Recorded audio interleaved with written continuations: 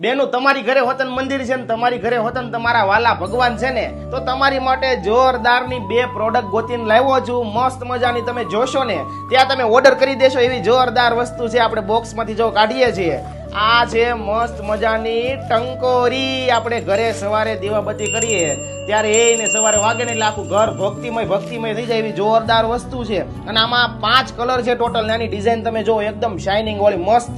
આ ગોલ્ડ છે, આની પછીમાં રોઝ ગોલ્ડ, સિલ્વર, કોપર અને એન્ટિક, આમ 5 કલર આમાં આવશે. હવે બીજી વસ્તુની વાત તમને કરી દઉં ને બેનું, આ ખોખું બોખું આપણે સાઈડમાં જવા દઈએ.